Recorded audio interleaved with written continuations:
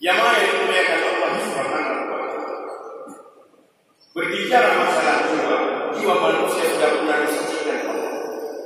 Ketika manusia di alam dunia, Allah sudah sucikan jiwa. Pada saat Allah mengambil kesaksian dari jiwa manusia, maka Allah katakan di dalam surah Al-A'raf ayat 172, wa idza akhadha rabbuka min bani adama min dhuhrihim dhurriyyatahum wa ashhadahum ala anfusihim alastu bi rabbikum qalu bala. Dan ingatlah ketika Allah mengeluarkan anak keturunan Adam dari sulbi mereka, lalu Allah mengambil janji pada jiwa manusia masing-masing. Lalu Allah berkata, alastu bi rabbikum, benarkah aku Tuhan? Benarkah aku Rabb? Benarkah aku pemimpinmu? Sama sudah dijawab, qalu bala syahidna. Benar ya Allah, jiwa kita sudah suci. Namun ketika kita berada di atas dunia ini, jiwa menjadi kotor kembali. Maka setiap tahun Allah syariatkan ibadah puasa agar bersih kembali.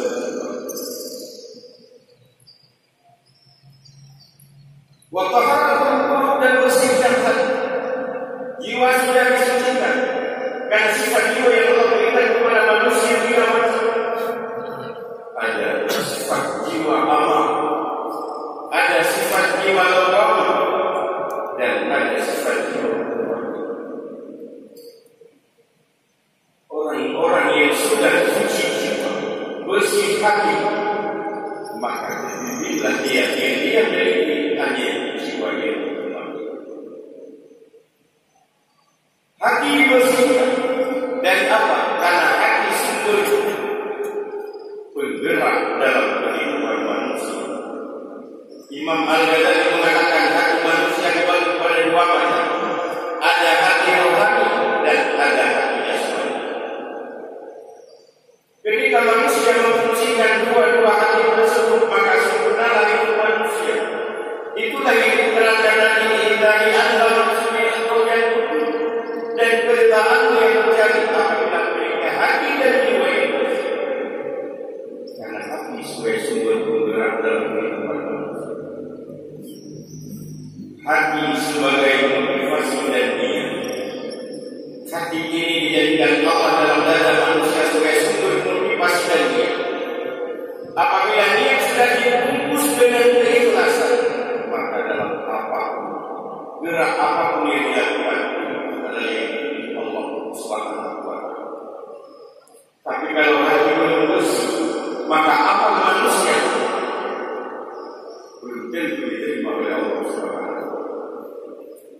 Sebab motivasi ada dalam hati dan niat. Ketika seseorang melakukan amal kebaikan karena motivasi dan niat yang ada dalam hatinya. Kenapa kita hadir hati ini di masjid ini karena ada motivasi dan niat dan malah melaksanakan ibadah berjamaah.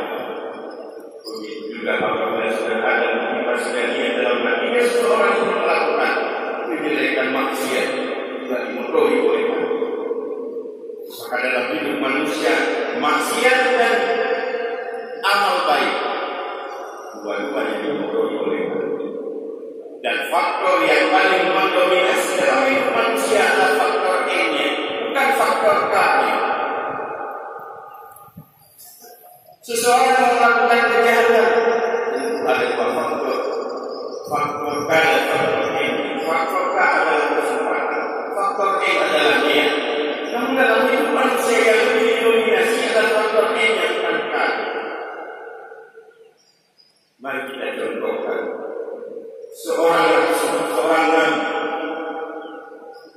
punya kesempatan untuk melakukan kejahatan, tapi kenapa tidak terjadi? Karena faktor M-nya tidak mendorong. Nabi Yusuf alaihissalam, beliau ditinggalkan di rumah oleh istri bersama istrinya Zulaikha. Makin hari makin berkembang Yusuf jadi pemuda remaja yang sangat indah, sangat ganteng, sehingga Zulaikha terpesona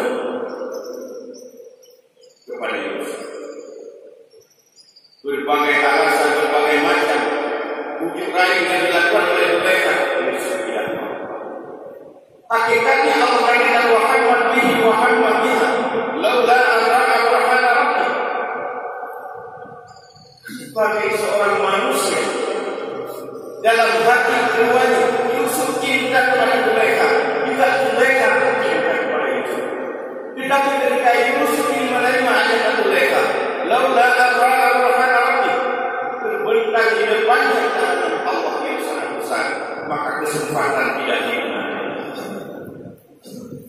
Tetapi apabila seseorang ada keinginan untuk berbuat, kesempatan tidak ada, niat sudah muncul, maka kesempatan tidak. Maka hati harus bersih. Jadi kita masuk dalam bulan suci, bulan puasa, bulan hilang, bulan suci. Sucikan jiwa, bersihkan. Sebab hati itu, gara-gara hati juga kata Allah manusia bisa masuk. Tapi gara-gara hati juga manusia banyak yang akan mendapatkan di surga. Walaupun dorong dari yang menambah kasih Rabbina ini wal iblis lahum qulubun la yafqahuna wa lahum a'yunun la yubsiruna wa lahum adhanun la yasma'una ulaika kebanyakan Allah yang menjadi penghuni neraka adalah jin dan manusia. Kenapa Allah karena mereka tidak memahami, tidak berpikir sebagaimana yang harus dikatakan, tidak berpikir. Walau a'yunul la yubsiruna, kalau berjamaah tapi tidak menggunakan mata yang melihat besar Allah. Betapa banyak karunia nikmat yang Allah berikan dalam hidup. Sedikit Allah minta disuruh, tidak mau melihat. Walau azanun la yasma'una, dan diberikan telinga tapi tidak mendengar. Bahkan setiap waktu, setiap saat mendengar dan tidak bermakna mendengar itu kita dengar. Maka seharusnya diajarkan oleh agama kita pada saat kita ambil dulu, pada saat kita cuci, kita sapu air di telinga. Kita disitu berdoa agar telinga ini bermakna apa yang kita dengar. Allahumma ja'alni minal ladzina yastami'una al-qawla wa yattabi'una ahsana. Jadikan pendengaran ini, telinga ini, yaitu telinga yang mendengar yang baik-baik. Wa yattabi'una ahsana, dan berikan kemampuan kepada Allah untuk mengikuti semua kebaikan yang aku dengar. Bermakna ini, tetapi kalau kita tidak dimanfaatkan oleh Allah, itulah manusia yang menjadi penghuni neraka. Jemaah yang dimuliakan Allah Subhanahu wa taala, hati sebagai raja di dalam hati umat ditentukan semua amal oleh Allah. Dan hati adalah benda yang dapat melihat sesuatu yang tidak bisa dilihat oleh mata. Melihat sesuatu yang tidak bisa dilihat oleh mata, melihat bisa melihat. Maka itulah sempurna. Maka apabila manusia telah memiliki hati yang sempurna, jiwa yang suci, hati yang bersih, tidak akan menjadi kemaksiatan di dalam hidup. Tetapi kenapa merajalela yang berbagai macam kejadian?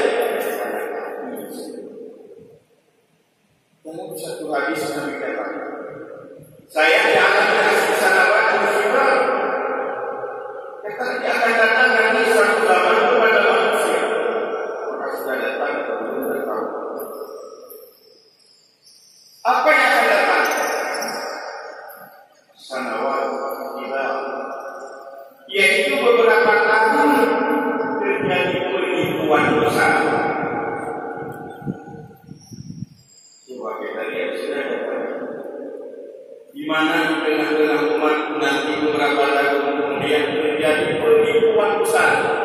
Orang cari kekayaan dengan menipu, uronyo, jual, dana murah itu diminta kaya.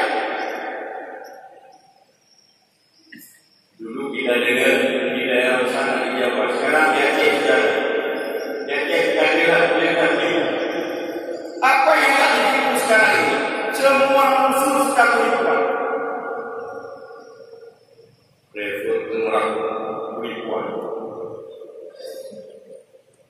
Baru-baru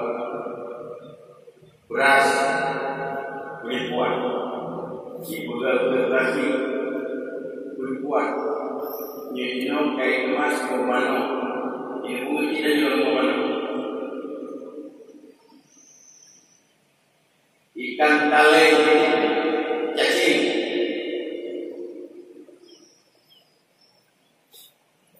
Imunisasi itu kerja siapa? Kerja bangsa kita sendiri. Apa nggak punya hati? Punya hati mereka. Tapi hati rohaninya sudah hancur. Hati rohaninya tidak berfungsi. Kemarin kita dengar lagi di Aceh itu sudah terjadi penipuan lagi rumah bangsa.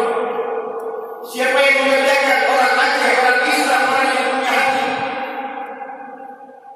Apa artinya ibadah kalau orang punya hati tapi tidak? Maka kata Nabi pun dengan beriman. Pokoknya yang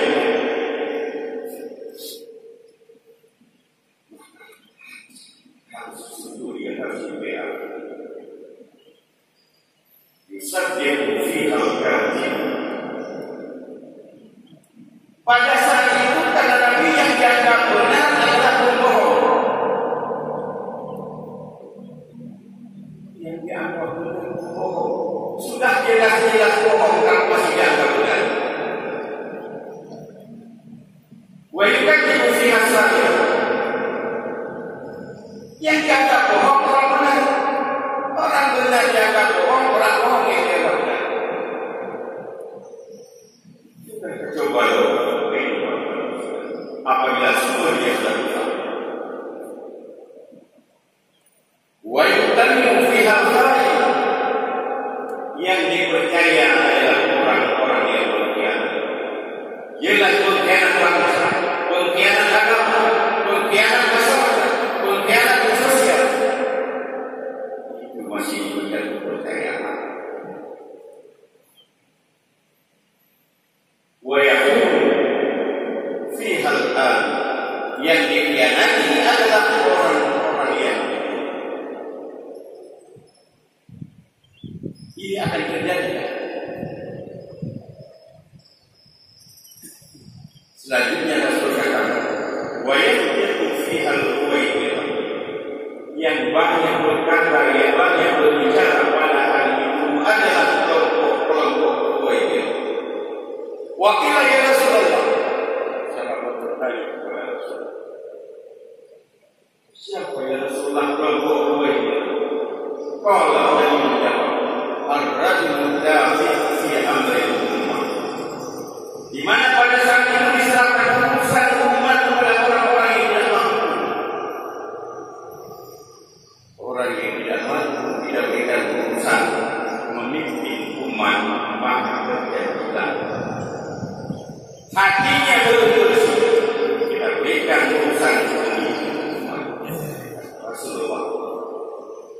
Apa jadinya? Amanah hancur. Iza zuyyatil amanah fal matrisa. Apabila amanah sudah diselesaikan, tunggu masa kehancuran. Sahabat tanya lagi, bagaimana ya Rasulullah menyediakan amanah? Iza usidal ila ghairi amr fal matrisa. Apabila satu urusan diserahkan kepada orang-orang yang tidak ahli dalam urusan itu, tunggu masa kehancuran. Karena yang dimuliakan Allah Subhanahu wa taala dalam hidup kita. Apa yang kita katakan tadi kita bersyukur Allah memberikan walillahi hanya kita ambil yang mencari segala amal yang kita lakukan agar benar-benar mengabdi kita kepada Allah karena kita menuju Allah. Wa aina tadhhabu, kemana kita pergi? Jawaban sendiri, inni zahibun ila rabbi. Sesungguhnya aku menuju Allah Subhanahu wa taala sebagai Tuhan. Sebagaimana yang kita kerjakan dalam dunia ini.